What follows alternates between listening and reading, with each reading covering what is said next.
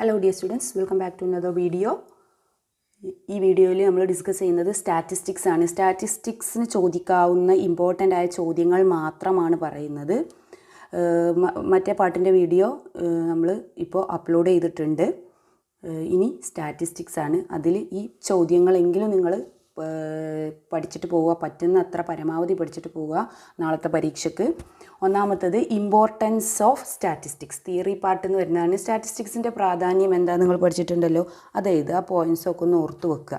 Then data classification. മറ്റൊരു ചോദ്യം, methods of measurement of primary data collection methods.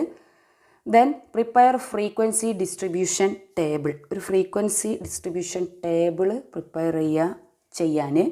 അതുപോലെ ogive നല്ലോണം നോക്കുക, ഒജീവ് വരക്കാനും അതിൻ്റെ തിയറി ഭാഗങ്ങളൊക്കെ ഒന്ന് നോക്കി വെക്കുക. പിന്നെ ഒരു എസ്എ ക്വസ്റ്റ്യനായിട്ട് സ്റ്റാറ്റിൽ നിന്ന് വരുന്നതാണ് മീനും മീഡിയവും മോഡും കാണാൻ.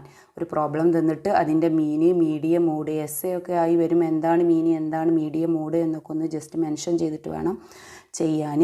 അപ്പം മിനിമം നിങ്ങൾക്കൊന്നും അറിയില്ലെങ്കിൽ അതിൻ്റെ ഇക്വേഷൻസ്, അതിൻ്റെ കുറച്ച് തിയറീസും ഇക്വേഷൻസും ഒക്കെ എഴുതി എങ്കിലും വെക്കുക.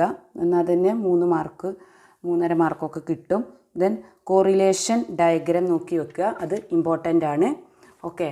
Then properties of correlation, problem in construction of index numbers, ആ ഒരു ചോദ്യം ഇമ്പോർട്ടൻ്റ് ആണ്. ദെൻ മറ്റൊന്ന് last steps four project making, ഒരു പ്രോജക്റ്റ് നിർമ്മിക്കുന്നതിൻ്റെ സ്റ്റെപ്പുകൾ അത് ചോദിക്കാറുണ്ട്. അത് 7 സ്റ്റെപ്പുകളാണുള്ളത്. ആ സ്റ്റെപ്പ് ഓർഡറിൽ തന്നെ പഠിച്ച് ഓർഡറിൽ തന്നെ എഴുതണം, അപ്പോഴേ അതിൻ്റെ മാർക്ക് കിട്ടുള്ളൂ.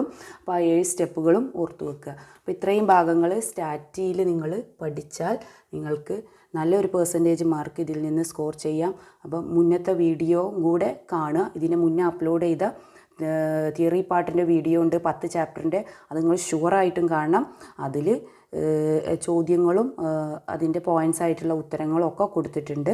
അപ്പോൾ വീഡിയോ നിങ്ങൾക്ക് ഇഷ്ടപ്പെട്ടെങ്കിൽ ലൈക്ക് ചെയ്യാനും സബ്സ്ക്രൈബ് ചെയ്യാനും ഷെയർ ചെയ്യാനും മറക്കരുത്. മറ്റൊരു വീഡിയോയിൽ നമുക്ക് വീണ്ടും കാണാം. അതുവരെ എല്ലാവർക്കും ബൈ ബൈ.